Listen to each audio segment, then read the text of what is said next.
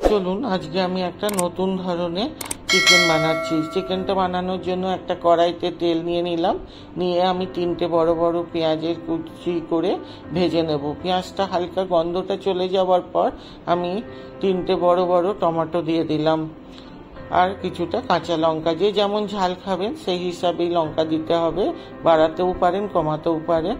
এইভাবে টমেটোটা যতক্ষণ সিদ্ধ না হচ্ছে আমাকে ভেজে নিতে হবে। এইভাবে আমি ভেজে নেব। ভেজে নেওয়ার পর উঠিয়ে নিয়ে ঠান্ডা করার পর পিষে নেব। এবারে ওই তেলেই স্টার এনিয়ন্স, ছোটো এলাচ, গোলমরিচ দিয়ে ভালো করে ফোড়ন দেবো। যতক্ষণ গন্ধ না বেরোচ্ছে ততক্ষণ ভাজবো। এবার চিকেনগুলো দিয়ে দেব। চিকেনে কোনো ম্যারিনেট করতে হবে না, এমনি চিকেনগুলো ভালো করে ধুয়ে ওটার মধ্যে দিয়ে দিতে হবে কড়াইয়ের মধ্যে। এইভাবে ভেজে নেব। ভাজার পর একটা চিকেনগুলো একটা সাদা সাদা মতন রং হয়ে যাবে, তখন ভাববেন ভাজা হয়ে গেছে। এবার আমি রসুন আদার পেস্ট দিয়ে দিলাম, একটু হলুদ দিয়ে দিলাম, দিয়ে ভালো করে মিলিয়ে নিতে হবে যতক্ষণ পর্যন্ত রসুন আর আদার কাঁচা গন্ধটা থাকবে ততক্ষণ পর্যন্ত ভেজে নেব। এবার একটু ধনের গুঁড়ো, গোলমরিচের গুঁড়ো দিলাম, দিয়ে আবার ভালো করে ভেজে নিলাম। মশলাটা যাতে পুড়ে না যায় সেই জন্য সামান্য একটু জল দিলাম। জল দেওয়ার পর আমি ভালো করে কষে নেব।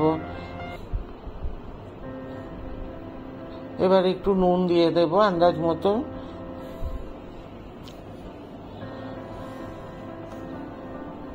এইভাবে নুনটা দেওয়ার পর আমি যে মশলাটা পিষে রেখেছিলাম সেটা দিয়ে দিলাম।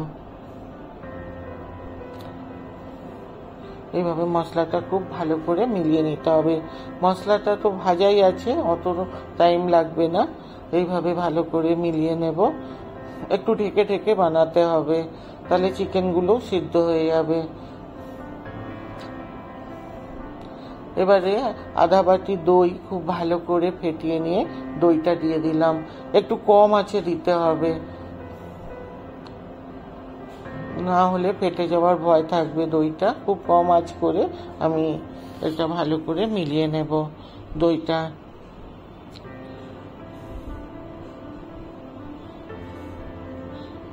এটা পোলাও,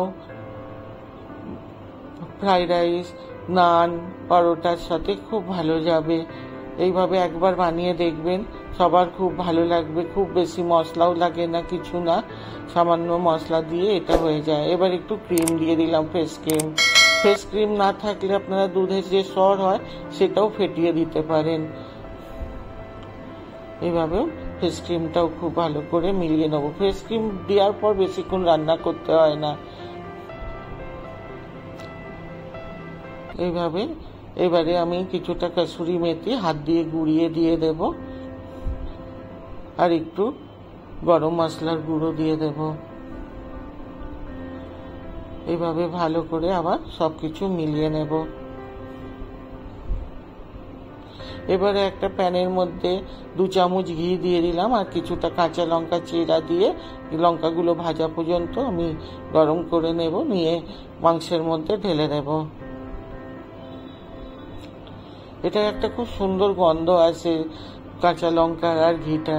এবারে কিছুটা ধনে পাতা দিয়ে আমি ভালো করে মিলিয়ে নেব।